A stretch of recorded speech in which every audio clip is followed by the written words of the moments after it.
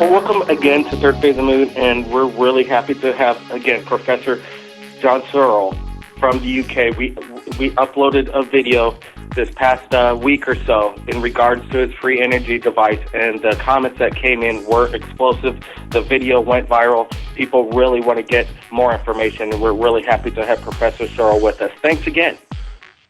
I'm fine, thanks. The Searle machine, the free energy device, this thing has caused controversy. This caused this man to go to jail because they alleged he didn't pay his electric bill. And he created what can solve the world's problems. Bradley and John, why don't you tell us a little bit about how this came to be, and then we'll jump some great questions.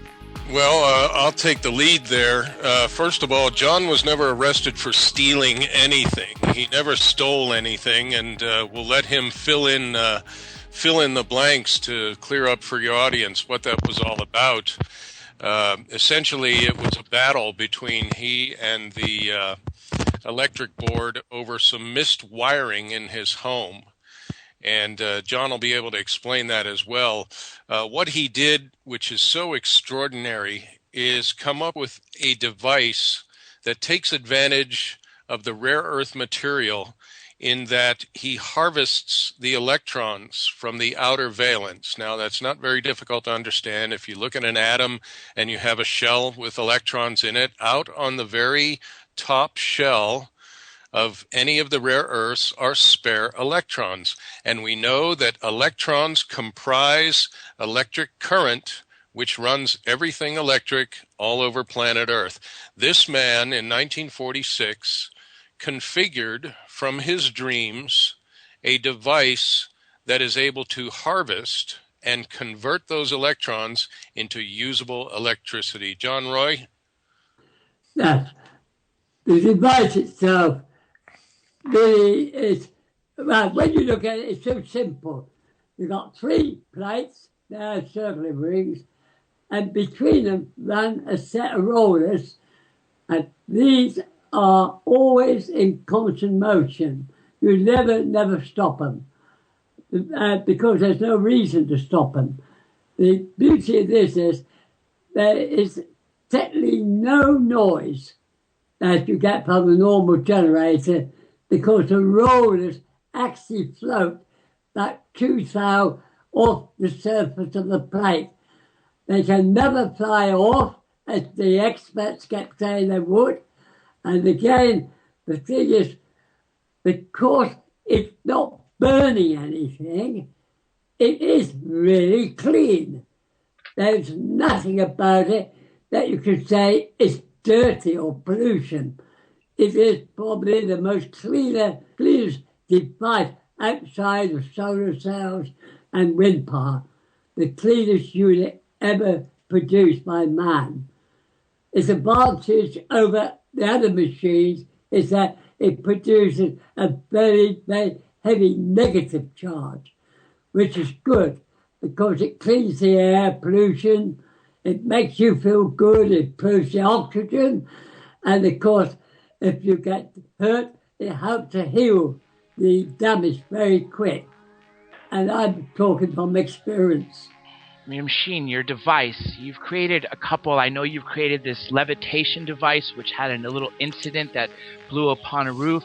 And more importantly, your machines. I heard that up to 3 were confiscated for their reasons because this would collapse the $600 trillion petrodollar empire, for that matter, overnight, because you can fix the poverty nations, the nations that have no electricity or plumbing with your device.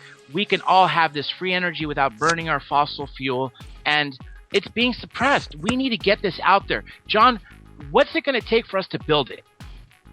Unfortunately, it's not 1946 now. I'm afraid cost has zoomed up, unbelievable. But the thing is, we've got to look at it in a different light. Here is a machine that you pass down to your family, they pass it to their family, and it goes on because there is never no wear or tear. That's the beauty of it. It's not only that it's clean of pollution and stuff like that, it is the fact that it cannot wear out. This is something no other motor can do. Yeah, and if I may here, John, one of the things that Searle told me very early on when we were filming the John Searle story, relativity back in the 20s, when Heisenberg and Einstein and Niels Bohr and the rest, they were looking at the atom and they realized that there was a tremendous amount of energy inside an atom. And so how do we get that energy out? Well, let's hit it with a hammer. In other words, fire a neutron at it or fire some other smaller particle at it and blow this thing apart. Well, naturally, you're going to get energy, but you're going to get the byproducts, the thermal capacity that comes out of the atom. What Searle said to me early on was, why hit it with a hammer?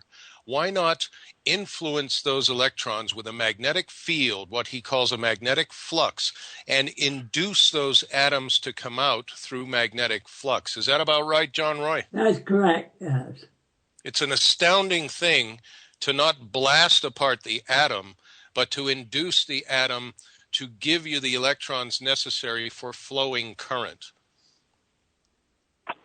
It's good to see, you got to bear in mind is that the electrons are always in motion.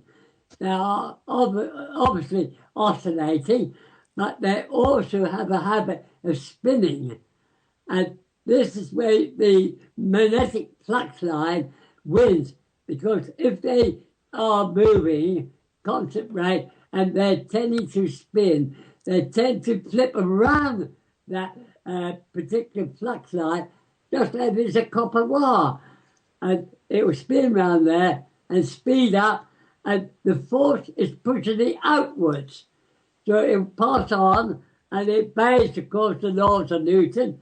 When it comes out, it travels along the back of the roller, but then you need a force to turn it, to bring it round the front. But we do not apply any force. We allow it to continue in a straight line to the next rare earth layer, which absorbs it because it is positive, and on it goes through the system. This is something which is not normal in a normal electric motor. You know, I'm actually getting a question right here live from a Third Phase of Moon fan. They want to know, they said, okay, ask John Searle about the National Ignition Laboratory facility in Livermore. Apparently, it's supposed to be a U.S.-funded free energy. That's what I'm hearing here. Can you tell us what you know about this? Is it linked to you? Are they using your technology? This person listening would love to know. As far as I know, that the only thing going on now is to develop a fighter which can be unmanned, because a fighter unmanned can turn sharper at high speeds, where a pilot would never withstand that type of treatment. Their work is, for spying and things like that. Unmanned craft, they're trying to develop more for spy work. Yes, and I think it's important to note, John, that Searle Technology Incorporated is a very meticulous cross the T's, dot the I's, be compliant with SEC, IRS, all the rules, regulations, so that infrastructure is set up to re-engineer, to recreate Searle's device while we still have the inventor with us. So as far as any connection with that entity or other entities, we remain open to those connections. And it's not as if we're hiding anything. And John Roy, what do you say to those people that hide in the bush from the men in black? My advice to them all, whether they're security, military, or government, the door is open. Come in. Let's have a cuppa. Let's have a chat. Come and see the power we are producing. All from nature. Come, we welcome you. Well, the passion that you have, Mr. Searle, is what we really appreciate. You are, a fighter and trying to get this information and, this energy out so people could appreciate and enjoy life without all this, power and this money-hungry companies. You don't have to spy. It's an open door. If you come in, you're welcome. We have a question from our caller who's actually, like we said earlier, the experiencer and submitter of Third Phase of Moon, who's going to tell an amazing story next hour. But right now, he's got a question for the godfather of free energy right here at Third Phase of Moon Radio.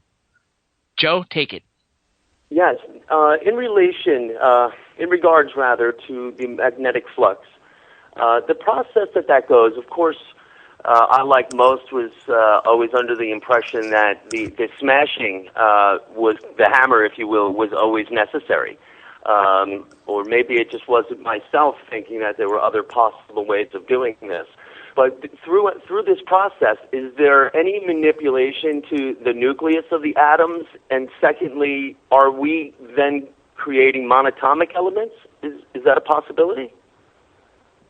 I would like to say for certain, we are investigating. We are carrying out full investigation at the lab in San Diego to find out what we actually doing. What we know is that we're not splitting the atom. We are just draining steadily the flow of power in which it simply collects from the air. As we drain it, switching it to positive, it collects energy from the air to switch back. We've got a chain running here which will never stop unless you forcefully stop it. And if I may, Joe, what we're talking about here is the rare earth materials. What makes a rare earth material is that property of the outer valence possessing two spare electrons. They're essentially spares, and they're held on to a single atom of a rare earth material by a very light positive force. Now, once they're removed, it does not change the composition of the rare earth. It simply leaves it with a slightly positive charge. Now, if you imagine the Searle device at the center, you have neodymium, and if you're drawing those electrons off of the neodymium material, then that neodymium material in the center of the device is going to be left positively charged.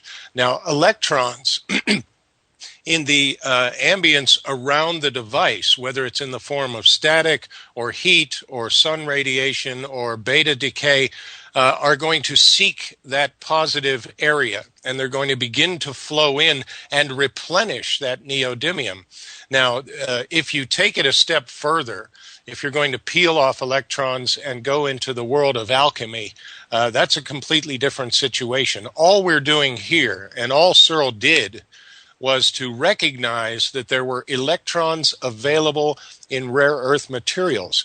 Let's harvest those electrons, peel them off using magnetic flux, and once they're peeled off, it doesn't change neodymium except to make it a positively charged neodymium that will attract ambient electrons. I understand. Is it always neodymium used in the process, or are there other rare earth materials such as iridium or osmium? You can use any rare earth.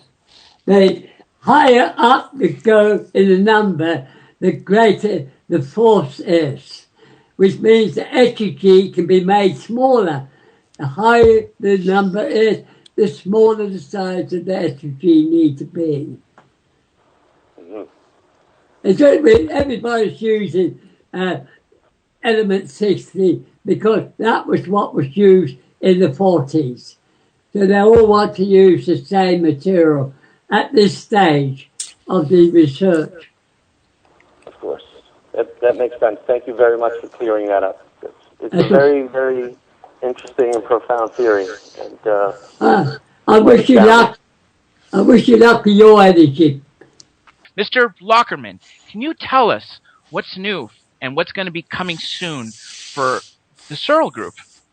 I'll be very glad to. They're working very hard down at the lab, looking for emissions and the different configurations.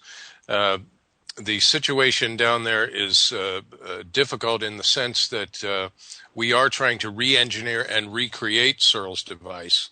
What was needed primarily was an infrastructure, And the infrastructure meaning that you had to take in enough investment capital in order to facilitate the recreation, the re-engineering of this device. So that means build the infrastructure.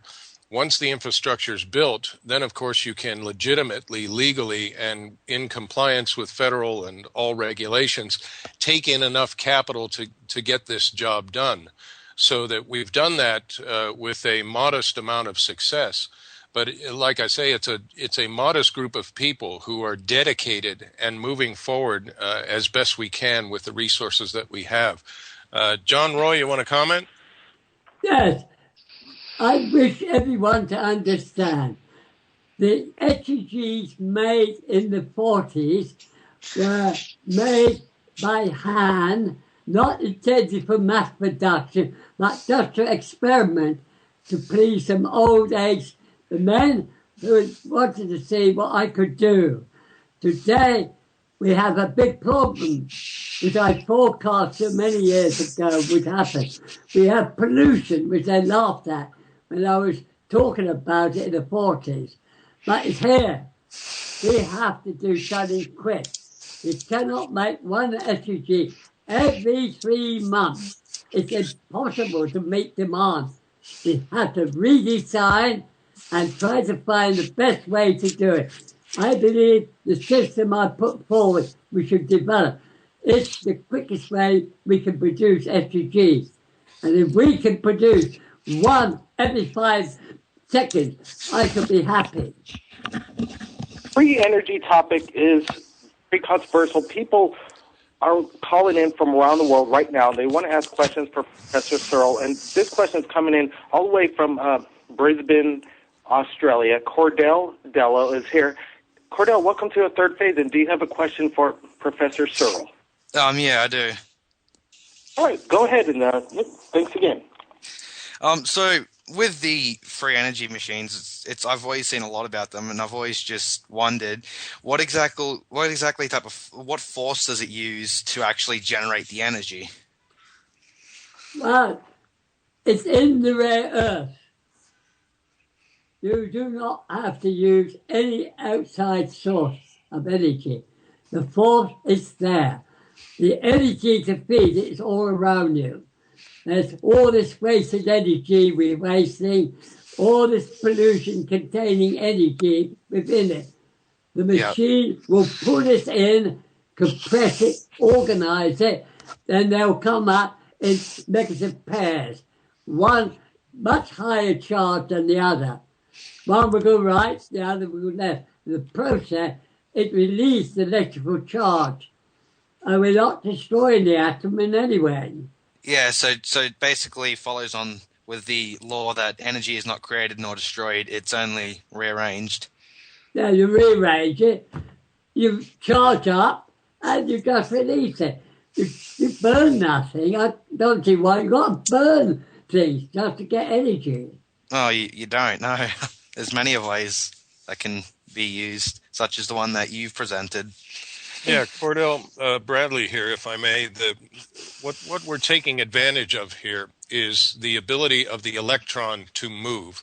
If you look on the quantum level, the only piece of any material down there with any mass or any energy to it is the electron. It is moving, and we've waded through the people that talk about the second law of thermodynamics, and they hit us with perpetual motion and these phrases, and especially when they say perpetual motion, I just hold up for them an electron. All things in our universe are in perpetual motion. The electron is in perpetual motion. It will upcharge and downcharge, but it's always in motion. So why not take advantage of that if it is possible? And we already know that through theories in physics like perturbation. Perturbation simply meaning that electrons will pass through any material or any space at any given time. It's called perturbation theory. But it is actual perturbation of electrons through any material. What Searle's doing here is inducing those electrons using magnetic fields to spin right out. You know, I'm actually getting a question from another Third Phase of Moon fan. Wow, everybody is digging this free energy because they know it's going to save the world. You know, Third Phase of Moon is getting the word out. We are proud of the Cousins Brothers, and we're proud of you, John Searle, and Bradley Lockerman for working so hard to get this out there. Now, they're asking about a UFO incident. This might be related to what I was saying about the Levity machine. I think that's what they're asking about. They said, what's this UFO incident that flew into the sky? Well, yes, I'd be glad to answer that. On Facebook, John Searle Story has a position on Facebook, and I think in the back there's a piece of black and white footage, and that came to us. It came to me several years ago. And I looked at this footage. It was two police constables who had chased a flying disc in the countryside in England. And I received this piece of footage, and I called John Roy up, and I said, John, I've got a piece of footage. And he said, without knowing it, he said, "Oh, the cops." And I said, "Yeah, tell me about the cops." John Roy, you want to take it? The policeman. You know, I've been testing all this stuff in these books about aliens and that, and people are drawn to them and do this and that. And I've been testing people and found that the people react in the opposite direction. They run away, they get out of the area, they don't want to know. But I wondered, a policeman is trained to investigate anything regardless, even if it costs his life. The question now, what would happen if a police car sees a strange object which he's not aware of what it is? Will he investigate it, or will he just reverse and get out the way? So I thought, well, let's try one. And I saw this police car go along the road. So I brought I think it was a P10 I used on that one. I sort of hover it there to catch an eye. Then they started moving towards it. I started to keep it moving at a nice, gentle pace. Stop when they stop. And but I was surprised they were prepared to keep following it, regardless whether it was a threat to them or not. And just to round out... Which shows that they're trained regardless to investigate. Bradley, go ahead and make your response. I just want to let you know we're going to come to a break in a couple minutes, so go ahead. Okay, quickly to round out that story, in Warminster there's a hill, and John Searle would fly the P-craft. You heard him mention the P-craft. He would fly the P-craft off of the hill each week just for testing purposes, different things. And there was quite a stir in Warminster. The town council got together because they kept seeing these flying discs, and they thought, what, are we being invaded? And this is the story where Searle, in front of the policeman, would be just teasing them with the flying disc, and they'd chase it, and he'd tease them again, they'd chase it. At the end, there's a piece of black and white footage that I mentioned on Facebook, John Searle Story, where the constables are describing in truthful... Okay, gentlemen, I'm sorry. We are coming to a break. Folks, you stay tuned.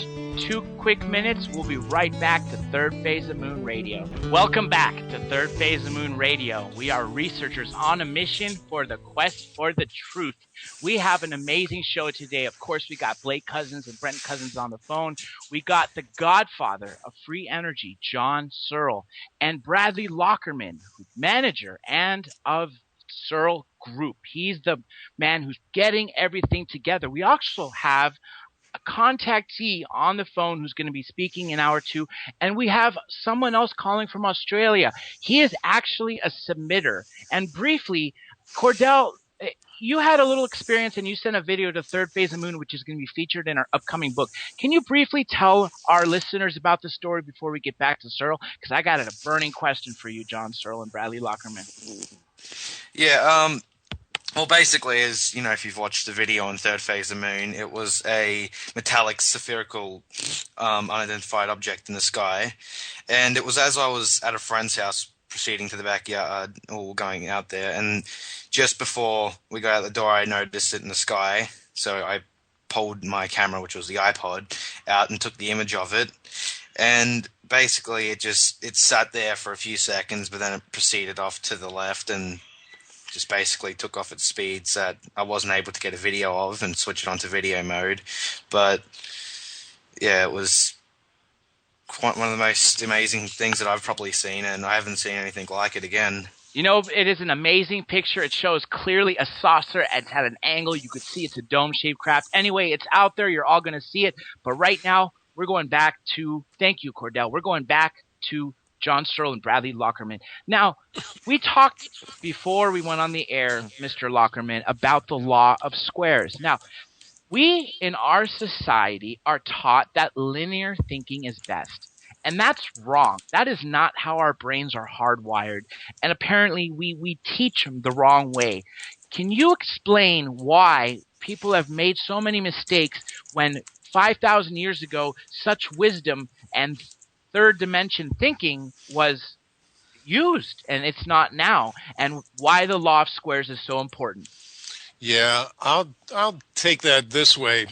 Let's look at physics up until the 1920s, actually the turn of the century. We come from 1873, James Clerk Maxwell, then the Lorentz equations, and then around the turn of that century, the Michelson-Morley experiments.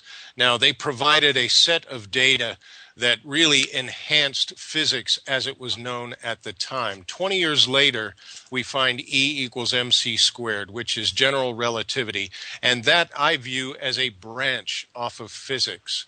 But it was so impacting to all of the physics world. It seemed to function everywhere except on the quantum level. And there are a few chosen people, and not so much chosen, but a few people that understood, and in the case of Tesla, kind of giggled at this E equals mc squared, because that does not function mathematically on the quantum level. But it does give us relativity. Relativity gives us telemetry in space and different aspects of what we understand in explaining the universe. But I think that physics is re-merging with physics prior to relativity, and that, of course, is AETHER, ether physics. There is something else going on. And in the case of the law of the squares, that comes from Lo Shu in China. It's some 5,000 years old, where Lo Shu saw a turtle coming out of the water and saw the squares on the back of the turtle shell, put values in the squares. And, of course, we have Searle coming along in 1932. John, you had a couple of dreams, the hopscotch, and you want to take it from there? Well, the dreams came twice a year, but there were two types. One that dealt with earthbound requirements. The second one was dealing with flying. Basically, they were using the same concept of the power unit. The flying one, of course, required two more elements to boost that power up to get that lift we need. But dealing with the domestic one, or ground use, we had these 4x4 squares, 16 empty spaces. A square is a structure. No structure exists without a function. What is the function of that square? And quite naturally, it's information. Squares or matrices are blocks of information. Most people do not see it because, A, their receptors are not tuned in to see it. It's only people who normally are not brainwashed to a high degree that spot it when they look at it. What the dream says, look at the squares, look at 4, and behold, I got the job at the right time. I had a docket to take to the store for cable, and there was 2 with a little tiny 2 at the top, the back of 2. I asked the foreman, what does that mean? He said, 2 squares. What's that? So he just drew these 4 squares, 2 by 2. I said, well, it got a value? No, it just a formula. So I told him, it's a structure. It has to have a value in there, or it can't be a structure. Now, so when I got the cable, when I got back to my digs, I started working on this.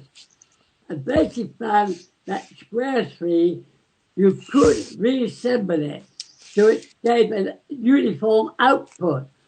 Now, the question was square three the one? No, you were always about to cross over square three to square four. So I looked at square four and worked on that, and eventually, after many attempts, I found it. The square exactly as the dream showed. The bottom left, top right, stepping by three. The three is telling me, step by three. 3, 6, 9, 12. But it was perfect. Absolutely as the dream shows. So, okay, Brad, you want to? Yeah, no, just to round that out, the important thing when John talks about the squares, he's talking about the face of a cube. And as that relates to the three-dimensional space that we live in, we have to understand that it's a geometric situation, 6 faces on a cube, and you have to find the correct face. Is that right, John? That's correct. Okay, well, we're getting comments and statements right here at Third Phase Moon, and this one's from CT Virtue Quest. I'm not sure if you're aware of this, Bradley or John Searle, about, there was a device shown on the Johnny Carson show, and it looked really similar to yours. And he's saying it had spinning magnetic bars, and once it started, it produced many times the energy input and also created a light external anti-gravity field. And this Johnny Carson show was out in the 1980s, and I know we spoke earlier before the radio show about rolling this machine out. How are we going to get it out so this technology doesn't get shut down? Are you aware of this Johnny Carson show video? Because this is something that I was talking about, getting millions of people seeing it right away. How are you going to suppress this thing? And now all of a sudden, this 1980s Johnny Carson show is nowhere to be seen. Yeah, well, I would ask John Searle, hey, John Roy, did you ever do the Carson show? No. Because I know that John was in Canada. He was on TV with the SEG. But as far as one of the Carson programs, that must be in somebody's archives somewhere. I certainly would like to see that piece of footage. In Canada, that's a newsreel I was on. It created a little bit of embarrassment for me because they said, when did you make that? I said, 1946. When did you start it up? I said, it's been running all the time. I don't know how to stop it. So the camera came up close to show there was no batteries, no wires, nothing connected to anything, and it stopped dead. And I only just said seconds earlier, it had never stopped. And of course, I stopped talking because I'm shocked. And the camera pulled back to show my face, and off it went again. And that is I saw the answer, how you could stop it. You have to oscillate against that frequency. It's a big oscillator you want. That camera had that frequency beaten against that frequency and just stopped it. It just neutralized all the force. And when it moved away, that force was gone, and away the rollers went again. So now, I could tell the motor industry who said they didn't want the SEG because you couldn't stop it. There was a way to stop it if you really want to. But from my point of view, you never have to stop it. Just leave it alone and forget you got it. It will outlive your life, your family, and their family life. Why worry? Just forget about it. You got no electric bills, no power cut, no threats or anything. There it is. Keeping your house nice and clean, dust-free, you feeling good. Why worry about it? And Laddie, Maybe you can talk a little bit about some of those more common questions. I know we did this recently as well, but one of the most common questions you've been getting is, John Searle, if you could do it in the 1940s, why can't you do it now? Well, the answer is elementary. It's not 1946 anymore. And so that would be a We're matter in a different world now, completely different. And so it comes down to a matter of cost, the tooling, the availability of personnel. Yes, the question is, we are increasing population. Population growth is growing heavy on demand. We cannot meet that demand. To control that demand, up goes the prices. It's just been put up again because there are millions of people all want these materials, copper, they want rare earths for this. Demand is outgrowing our capability to produce those materials. We have to slow it down. Or you've got to stop breeding to allow the market to catch up with you. One way or another, we either got to pay for it or you stop breeding. And that way we can catch up with the demand. And so when you were doing it back there in the 1940s and especially in the 1950s, you had all the facilities of Midlands Electric, the presses, the magnetized. We had our own three-phase power station, auto-house. We had all the power we want. When I said I want that rare earth hit, now they laughed at me because no one ever had magnetized a rare earth. It's impossible. I said to them, hit it, I want to know what happened. And because we had all the power we needed, they did ram it. And when they took the ring out, of course, bolts and nuts and rounds just shot to the plate. They came back, look at this. And that was the first time that rare earth had ever been magnetized. So, John, you may have been one of the first people to magnetize any of the rare earths, correct? Yes, because that particular rare earth was only used by glass manufacturers to polish glass or to tint it purple. It had no other effects to their knowledge. So it wasn't very much. It only cost me 32 cents a kilo. Kilos needed for the first plate.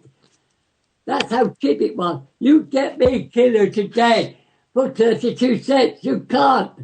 I would pay you double if you could. There's the video that we released right here at Third Phase of the Moon, provided by Bradley and Professor Searle, and it has the machine, and you claim that it's working at that point.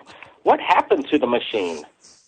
It got confiscated because, hey, I like the business to understand. Now, this council estate, the electric board had to bring power into it.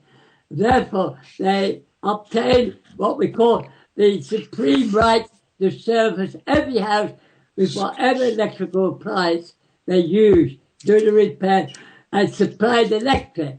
That means then, being government, you were not intended to make your own electricity. You had to use theirs because they went to a very big investment plan to bring the electric to that estate. Now, of course, when you get a machine and they open it up to find out how it's working and they cannot understand how on earth it's working, it is illegal. It does not conform to their requirements and they confiscate it. That's a problem. In this case, I said, when they opened it and tried to stop it, they destroyed it. If they thought they were going to back engineer it, you cannot back engineer it. Every atom is an SUG itself. To split it, to find out how it is done, you immediately lost all the information. It is a non-back engineered device. You know, John and Bradley, this reminds me of Nikola Tesla. At his time, he was providing some of the greatest information and technology, and we dismissed him. Edison suppressed him, and finally, sadly, after his death, finally we're using his stuff, such as the alternating current. You've been given information that existed for thousands of years to many people, and this is amazing that you were receiving it, but it's very sad that they're suppressing it. Now, you built 3 of them.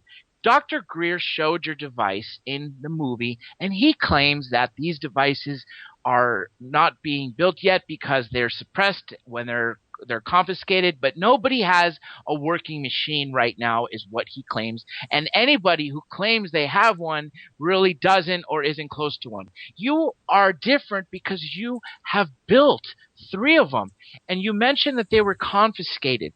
What is it going to take for us to get these not confiscated? I know it needs to be a flood of these devices, small or large, anything. If they were toys that could be powering light bulbs, all these people are going to reverse engineer them to see, wow, how does this device work? Because this can change the world. So tell us, what led to that? Well, it's simple. Since 1968, when the world became know what I was doing, thousands have tried to make an SUG. They said, oh, sure, giving us a load of rubbish about the maths and all rubbish about how you do the magnet. It's simple. We just will get a load of all the magnets down at the shop, we'll make it. And then they said, sure, got his details wrong. It don't work. It is not the cell device they built. They built their own device, and then blame Sir for their failure, for not knowing or understanding the mathematics or the details of materials, how they behave. Materials have many footprints.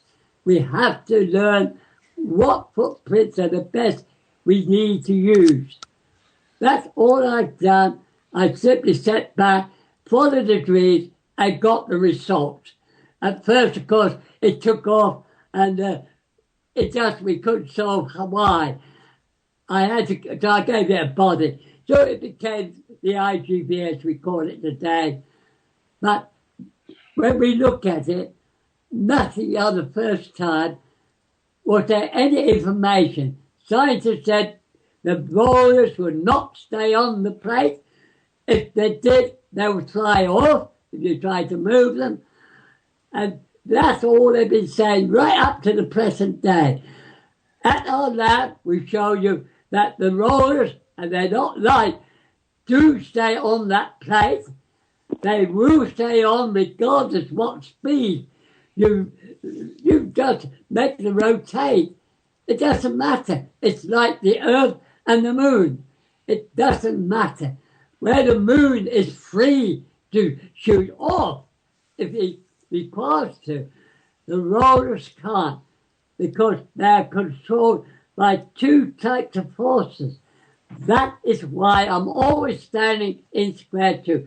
Everything you do must work by 2. You must make sure there are 2. To print, one part must rotate, the other part must move across it. So you've got 2 different functions. There must always be 2 different functions, or otherwise it will not work. I want to ask you the circumstance when the device was confiscated and what your state of emotion was after you found out it wasn't there. Well, good, I was angry. But not only that, I was also angry about another event prior to that, where the electric board was asked to come out and repair the boiler. They fixed it, and when they brought it back late at night, next morning, and this was the stroke of luck, the wife asked me to fill the boiler and put it on ready so it's hot when she got up to do the laundry.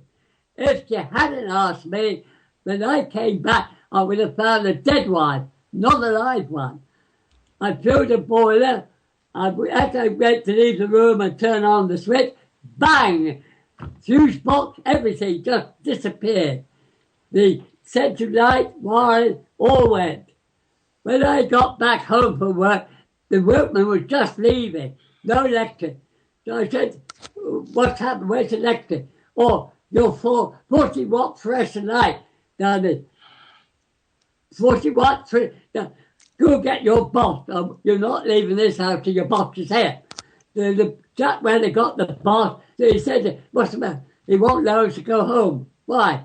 He keeps on insisting. He wants the boiler to turn up. The bottom took off. He wants to see his side. So I've got to turn it up, open the bottom so we can get home. So he opened the bottom and I look at, so 40-watt bulb fluorescent tube took all that meter and fuse boxes out. Really? What's all this stuff in here? So the boss of the electric board looked in. Oh, we'll take it right away. We'll get it fixed tonight. We'll bring it back to you tomorrow. There'll be no bill. They brought it back. But 3 weeks later, a bill did come for £400. And that's what made me angry. And by the way, guys, this is one of the incidents in an ongoing war or battle, we should say, between John Searle and the Southern Electric Board that led to what everybody feels or thinks is him stealing power or stealing something. He never stole anything. The court case was a derivative of not paying that bill because he was not responsible for it. The council house was responsible for it, but ultimately Southern Electric was responsible for it because that story he just told you is the wiring on a water heater was miswired and it blew out the circuits in his home. So he refused to pay the bill because he's not responsible for it. Furthermore, it could have killed his wife. Murder's a strong word, sorry. But it could have killed his wife accidentally or otherwise. So that leads to the court case. The court case is effectively trying to separate Searle from the electric board in this ongoing battle. So this idea that he was arrested for stealing and all of this other, it was mostly a set of mischief where Searle made the electric board work harder by giving them tasks to do because it was an ongoing battle. So I hope that puts to rest the idea that he was arrested or otherwise for stealing. You know, they made me challenge. They challenged me. That was the argument. We got less than a minute left, but you know, when I said that initially, I was completely in that frame of mind. I knew you didn't do anything wrong. They just wanted to maliciously prosecute you because you had something that they didn't want. Now, technology is a double-edged sword. On one hand, we have all this money in these banks. We're not using cash anymore. They could shut us down. On the other hand, we have YouTube, Third Phase of the Moon, the internet. We are getting the word out. How easy is this technology to understand, and can we get all the scientists, this theory and application for world release to work on? Briefly before we get on, we got 20 seconds. I think just look at it from a point of view, sidestepping general physics and expanding the point of view. John? That's right. Thank you both. We'll be back. Hour 2, John Searle and Bradley Lockerman will be back next month. We'll talk to you gentlemen soon. Thanks again.